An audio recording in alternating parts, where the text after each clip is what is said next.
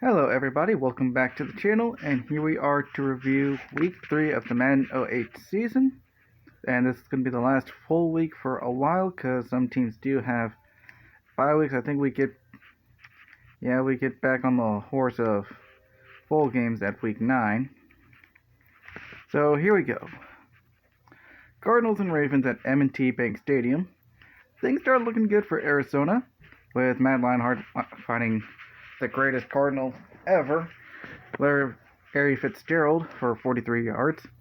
And then Neil Rackers kicks a 29-yard field goal. And then Baltimore decided to stomp on the hopes and dreams of the Arizona Cardinals. Steve McNair, he had a field day here. First, finding Marcus Clayton for a 4-yard touchdown pass. Then the legendary Raven of Todd Heap for a touchdown pass from Steve McNair from 6 yards out. And then Willis McGahee's like, let me get in on the touchdown catches, and he got a 2-yard touchdown pass. Clayton with another pass from McNair in the third quarter. And then the fourth quarter, Willis McGahee decides to go 2 yards out with a run this time. And Neil Rackers, with a little under 3 minutes left in the game, just kicks the field goal just to be like, yeah, we still got some fight. Yeah, some fight ain't enough. And the Baltimore defense came to play. 152 yards total offense, only allowing 6 first downs. Not even a red zone attempt either. And that defense came to play. I mean, sure, they didn't get an interception, but they got 5 sacks on Matt Leinart. And they forced a fumble too, forcing 9 punts. So, all in all, great day for the Ravens. And the Patriots, who have seemed to be on a little bit of a revenge tour after surprisingly losing to the Jets. But they didn't do as dominant of a job as people would probably expect. I mean, it's against Buffalo, and Tom Brady just owns Buffalo, with Brady throwing a 4-yard touchdown pass to Benjamin Watson. But Ryan Lindell does get a 27-yard field goal to at least put some boards up there for the Bills. Then Heath Evans with a 2-yard run. And then Ryan Lindell kicks a 38-yard field goal for Buffalo. So, at least at this point, it's a one-score game if their offense could get going. And Steven Gostkowski kicks a 44-yard field goal with 4 minutes left. The Memphis Tiger legend sealing the game for the Patriots. And, something had to be up weather-wise in this game. It must have been, rainy and windy, because also, Patriots 3 for 4 on fourth down conversions. I'm not sure if Bill Belichick was ever actually that aggressive with play calling. But yeah, 137 passing yards, or 102 rushing yards for the Patriots. You go on through, and Tom Brady must have gotten injured again. If I'm the Patriots, I'd probably look for some offensive linemen that I need to kind of protect Brady to get these scores to be a lot more, because 17 points can win you a game against Buffalo, but if you go up against Indianapolis, Peyton Manning might take a bit more advantage of that. But yeah, Dwayne Wright, of all people, gets 103 yards for Buffalo. And the reason why I say something must have been up with the weather, because Steven Gostkowski went 1 for 4 on field goals. Then again, I don't know how far out they were attempting these kicks, but a win's a win.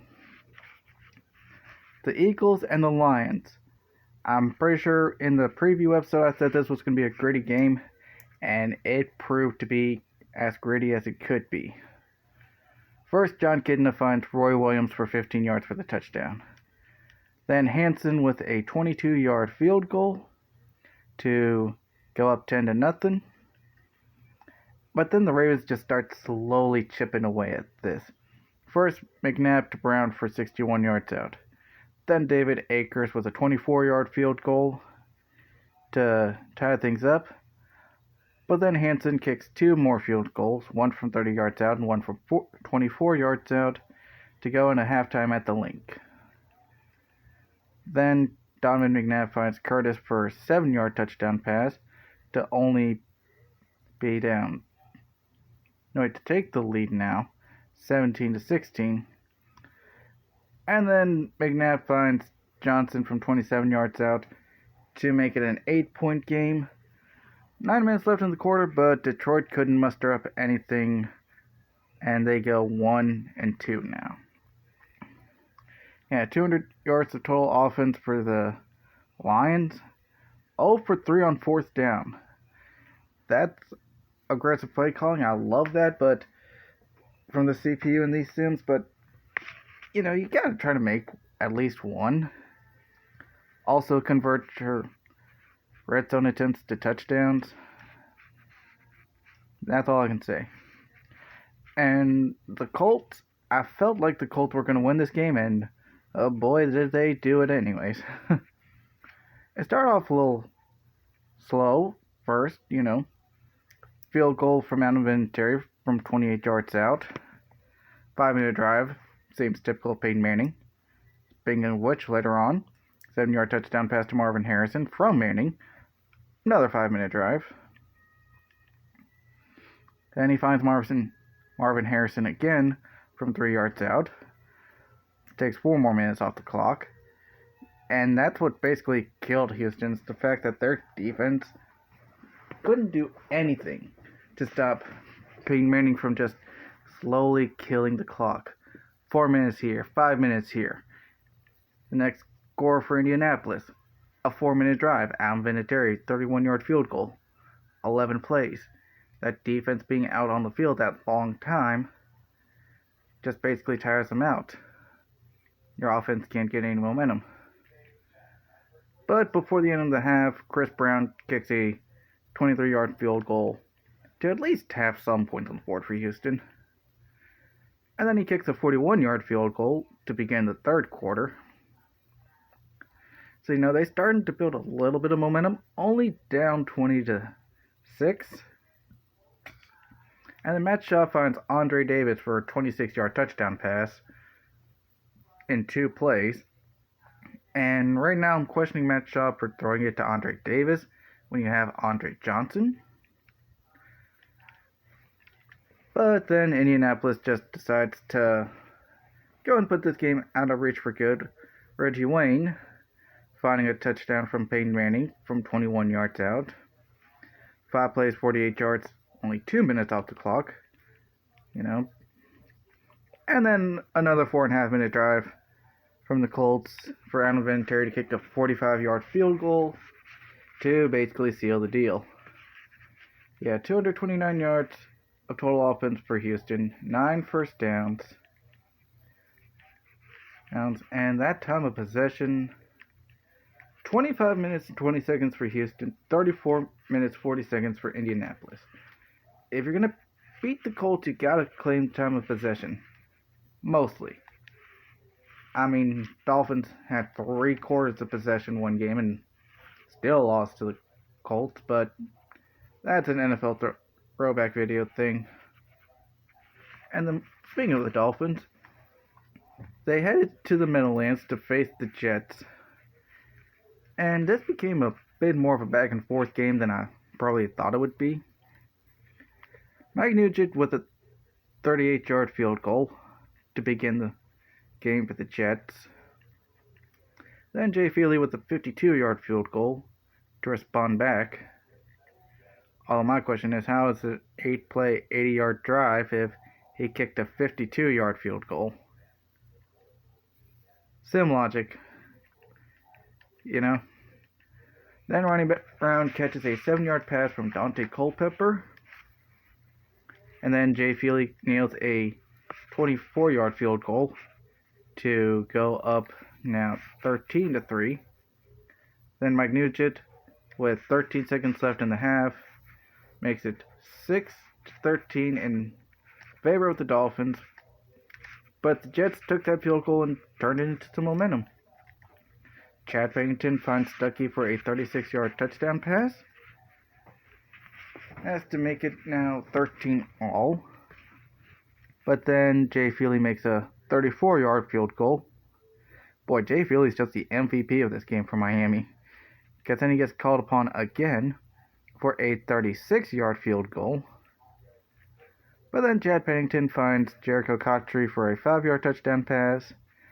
And then Leon Washington makes it an 8-point game with 37 seconds left for New York to give the Dolphins their first loss of the year. Even though the Jets got completely outplayed, over 100 yards less than the Dolphins, half the first downs, half the red zone attempts, less rushing yards, less passing yards. That's just the thing. They just were able to find ways to be successful. And sometimes you gotta be a gritty team to win. And honestly, sports biggest market, you gotta get those wins. Chiefs and Vikings. I expected Chiefs to kind of actually run away with this. But Minnesota started doing some fighting, though. It started with a 39-yard field goal from Medlock, though, for Kansas City in Arrowhead. Then Trent Green finds Kennison from 5 yards out to take the lead. Then he finds him again for 22 yards out just a few minutes later to extend the lead. Then Tim Rattay passes it to Chester Taylor for a 7-yard touchdown pass. And then he finds Kleinsasser, the tight end, for 3 yards to put him within 3. Then Priest Holmes scored from 1 yard out with 5 seconds left before the half to keep momentum in favor of Kansas City. And then Medlock with a couple of field goals, one from 45 yards out at more or less the beginning of the quarter, and then 25 yards out at more or less the end of the quarter. Meanwhile, Tim Rattay finds Lendale White for 11 yards. And with 21 seconds left, you killed way too much clock on that last drive. 18 plays, 98 yards, 5 minutes left. That's going to have your head coach kind of look a bit questionable. Because at the time you were down by 10. Well, you were down by 9. And you kill 5 minutes of clock to score a 2-yard touchdown pass with Sidney Rice. That might be the start of a potential collapse, folks, but it's only week 3. We'll find out later on. But yeah, yardage-wise, it was close. Both teams played really well. It's just one of them had to win. Well, I mean, not really. In the NFL, you can still have ties, but that last drive, though, that's going to have Vikings fans question this week. The Packers and the Chargers. Brett Favre, I warned if he had another terrible game, he might be getting benched for Aaron Rodgers. And boy, he came out. He had the Packers come out the gates firing, because Jackson with a 5-yard run and to start off the game for the Packers. Then Phillip Rivers finds Antonio Gates from 4 yards out to tie things up. And then Brett Favre decided, yeah, that's about as close as you're going to get. Then he finds Donald Driver from 8 yards out for a touchdown pass. Finds him again for 61 yards out in the second quarter to go up 21-7. Finds him again 28-7 with 3 touchdown passes from the gunslinger. Then he lets Jackson run it in from 3 yards out. Mariner kicks a 24-yard field goal, and now they are up 38-7. And Phillip Rivers finds Parker with 2 minutes left as a garbage time touchdown to make the final score 38-14. I mean, Chargers kind of did decent on offense. Thing is, though, Brett Favre went into the good kind of gunslinger mode. 20 for 31 on the day. 301 yards, 3 touchdowns, and most importantly, no interceptions. You don't throw picks, you win games. Simple as that. You know?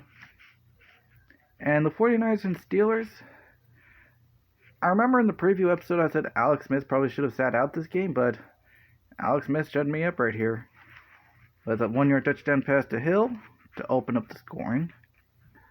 But with 3 minutes left in the half, Ben Roethlisberger finds Hines Ward for a 4-yard touchdown pass.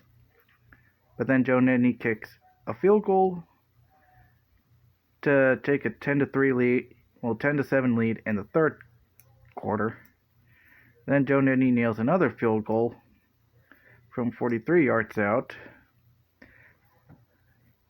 to make the score 13-7. And then Frank Gore scores a 7-yard touchdown run, but they failed a 2-point conversion to try to make it 21-7. Instead, the final score is 19-7. And it was a close game on paper. It's just, San Francisco mainly got carried by Frank Gore by the looks of it. I mean, Alex Smith still threw 2 picks, so... but, with a star running back like Frank Gore giving the ball 38 times, over 100 yards for Gore, that's something that's really useful. Now, this is the first overtime game, I believe, of the season, right? Yeah, this is the first overtime game of the year between the Rams and the Buccaneers. And first quarter, it looked like we were going to get a 50-some to 50-some score here, with Mark Bulger finding Torrey Holt for a 52-yard touchdown pass. Then Steven Jackson got a 1-yard touchdown run. Then Cadillac Williams ran like a Cadillac for 46 yards and a touchdown. Then B.J. Askew with a 2-yard touchdown run in the first quarter to make the score 14-14. Then Bulger finds Hedgecock for a 1-yard touchdown pass. Then Jeff Garcia answers right back with a 29-yard touchdown pass to Joey Galloway. Torrey Holt with another touchdown catch, but this time from Gus Frerotte, which, if I'm guessing Mark Bulger was still in, this game would have been a whole lot different, but Bulger got injured in this game, by the looks of it. But then both defenses really stepped up. B.J. Askew still with a 2-yard touchdown run in the third quarter. No scoring in the fourth, so we go into our first overtime game of the year. And in 2007, sudden death. First team to score wins. And Matt Bryant does that by kicking a 28-yard field goal to win the game for Tampa Bay. In a game where both teams' offenses went for over 30 yards. Tampa Bay went 0 for 3 on fourth down, but hey, you still pull out the win, so... But yeah, if Gus Frerotte wasn't in the game, and it was still Mark Bulger, the story could have been a lot more different. Seattle at home against Cincinnati, and I guess Cincinnati couldn't handle the noise that at this time Questfield was called at this time, and that the Seahawks faithful, the 12s came out strong for this matchup as Matt Hasselbeck finds Pollard for a 6-yard touchdown pass, then Max Strong with a 4-yard touchdown run in the first quarter. Second quarter, you got Matt Hasselbeck throwing it to Deion Branch for 21 yards out. So, already, game's kind of over because Seattle's defense has shut down Cincinnati's offense, which is something I was not expecting at all in this game. But then Rudy Johnson, Cincinnati Bengal legend, scores a 76-yard touchdown run to try to bring some life into the offense. But Matt Hasselbeck kind of kills that with a 5-minute drive and a 4-yard touchdown pass to Deion Branch. But yeah, Cincinnati's offense did go off. 388 yards, 14 first downs. And they went for it on fourth down once. Thing is, they could not convert in the red zone. And that's what killed them. They couldn't convert in the red zone, and red zone scoring is so important in the NFL. You gotta convert in the red zone to be able to win. Browns and Raiders. We have Brady Quinn with the Browns just signing his modern day Two Bros and a Cup of Joe co-host LeVar Arrington to the team on a 6-year deal. Brady Quinn finds Dinkins for a 5-yard touchdown pass, and then Jamal Lewis runs it in from 1 yard out. Janikowski kicks a 36-yard field goal to make it 14-3 in the second quarter, and we go into halftime with that score. Jamarcus Russell finds Lamont Jordan from 5 yards out in a 6-minute drive that had a failed 2-point conversion. Then Janikowski kicked a field goal to make it 14-12 from 47 yards out. But Phil Dawson, with a minute left in the game, makes him forced to score a touchdown in a minute from kicking a field goal 56 yards out. But the Raiders just couldn't do it. And both teams offensively didn't do the best. Cleveland still got 21 first downs, which is pretty good. But only 2 touchdowns out of 5 red zone attempts. Cleveland, if you're trying to compete in the AFC North, you gotta do better than that, buddies, Don't know that there were 5 picks thrown total in this game, but you got 2 rookie quarterbacks starting. You expect a few turnovers in there. Broncos and Jaguars. Jaguars needed this game to try to turn their season around, and things are continuing to sink in Jacksonville. Because Denver took advantage of their stadium being a mile high above sea level and went to work. With Jake Elam kicking a 23-yard field goal. Jay Cutler throws it to Smith from 12 yards out, and Elam with another field goal from 24 yards out with 12 seconds left in the half, and we already have a 13-0 lead for Denver, which basically is all they needed because Travis Henry decides to come in with some scoring as well, but David Garrard finds Wiggins from 6 yards out to at least have the Jaguars on the board. No scoring in the fourth quarter, and the final score ends up being 20-7. And Jacksonville started out David Garrard after Byron left, which kind of had some bad performances this season. But 12 for 27, 2 picks, and 77 passing yards after being subtracted from the sack yardage. But yeah, 12 for 27, 92 yards, touchdown, 2 picks. Jaguars might need to be looking for a quarterback in the NFL draft.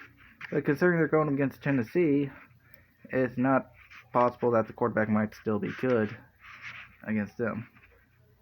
Panthers and Falcons. And to start things off, looked like Falcons were going to claim a victory inside the Georgia Dome. Michael Vick finds Joe Horn from 7 yards out in the first quarter. Then he finds Robinson from 12 yards out. But then, somewhere in the second quarter, a switch got flipped and it goes from Atlanta dominating to Carolina dominating.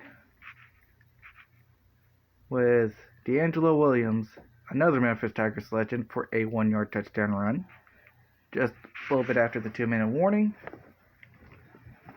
And then Williams with a 5-yard touchdown run to tie things up. John Casey with a 40-yard field goal to take a 17-14 lead. Then Mike Minter gets a 14-yard scoop and score to make the lead now 24-14. Then David Carr finds Horn for a 2-yard touchdown pass. And John Casey kicked a field goal a few minutes later. Final score 34-14 Atlanta. 143 yards by the Atlanta offense. 4 for 13 on third downs. And yeah, but I think the biggest thing is Michael Vick left the game with another injury again. And an offense that's built around Mike Vick can't really perform as well as Gary Collins. Because Gary Collins was never a scrambling quarterback. Redskins and Giants inside FedEx Field.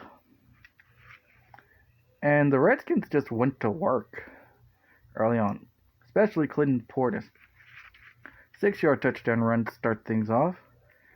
And then a few minutes later, 4-yard touchdown run put Washington up 14-0. Then Eli Manning answers back with Plaxico Burress scoring a 19-yard touchdown pass and Brandon Jacobs with a 14-yard touchdown run. And that's all the scoring we had going into the half. 14-all at FedEx Field. Then Shushiam with a 24-yard field goal. Then Clinton Portis with a 2-yard touchdown run to make it a 2-possession game. But then Lawrence Tynes kicks a 40-yard field goal with 6 minutes left. But New York just couldn't be able to find any more offense. And they lose this one 17-14. Probably the failed fourth down conversions is what did it for them. 0 for 2 on fourth down. I mean, they outplayed the Redskins. It's just, again, sometimes you just end up losing just off of grit, you know. Sunday Night Football between the Cowboys and the Bears. Cowboys started off well with Martin Gramatica getting 29 yards on a field goal. And Julius Jones with a 3-yard touchdown run. But then the Bears started turning things around. Berrien catches a 15-yard pass from Rex Grossman. 33-yard field goal by Robbie Gould. But then Martin Gramatica gets a 30-yard field goal of his own. Then Robbie Gould responds back with a 28-yard field goal. Going into halftime being tied up at 13 apiece. But then the Bears dominated the third quarter with Rex Grossman getting a 4-yard touchdown pass to Muhammad. Mike Brown with a 4-yard scoop and score. And then Cedric Benson with a 3-yard touchdown run to kind of ice the game for the Bears. Tony Romo with a 4-yard touchdown pass to Terrell Owens makes the final score 34-20 in favor of Chicago. And yeah, holding the Cowboys to under 200 yards, that's going to help you out in the whole winning thing. And then Titans Saints, probably halfway through this game I played, as you look at the score, probably switched from Monday Night Football to Monday Night Raw, so yeah. And that's it for the Week 3 review, and I will see you all next time.